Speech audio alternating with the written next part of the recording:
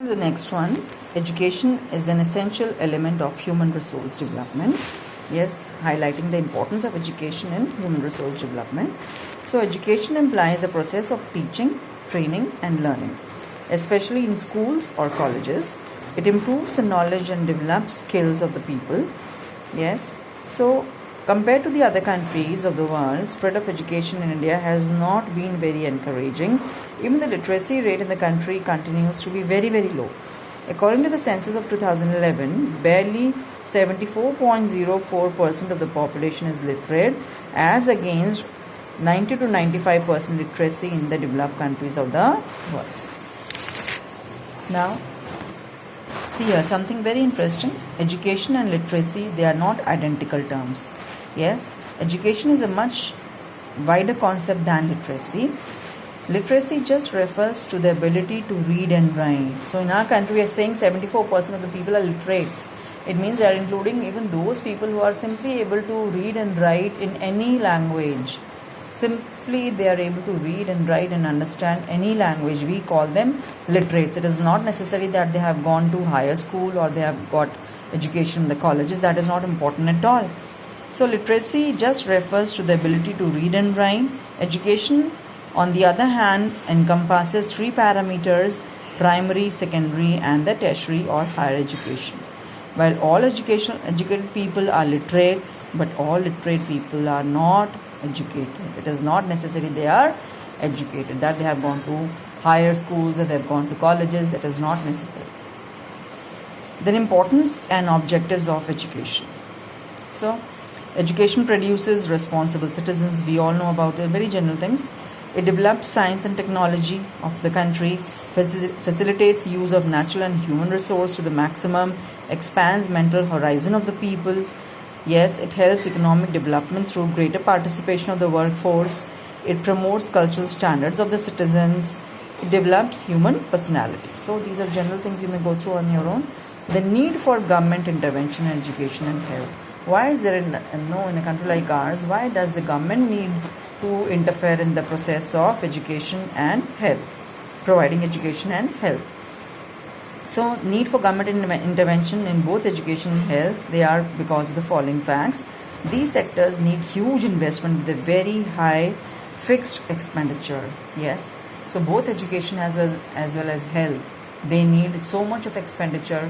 Say suppose construction of a school.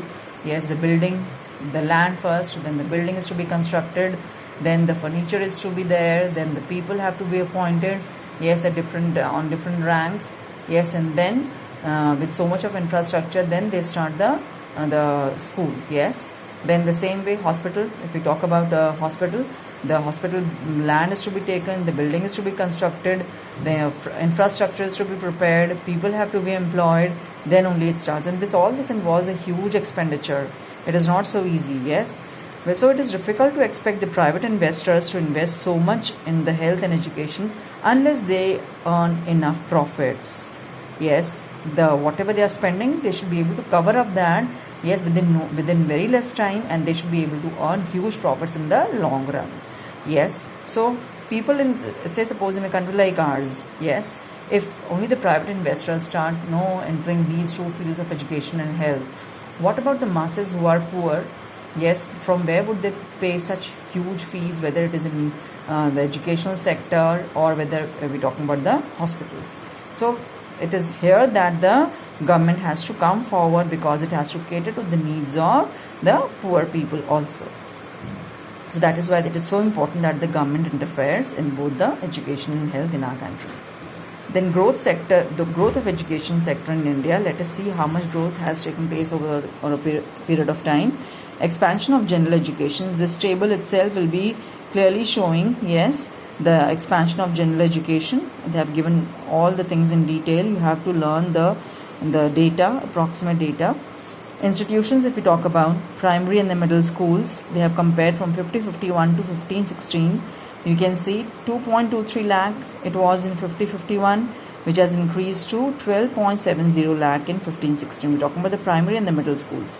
Secondary and the higher secondary schools from 7.4 thousand in 50-51 to 2.52 lakhs in 15-16.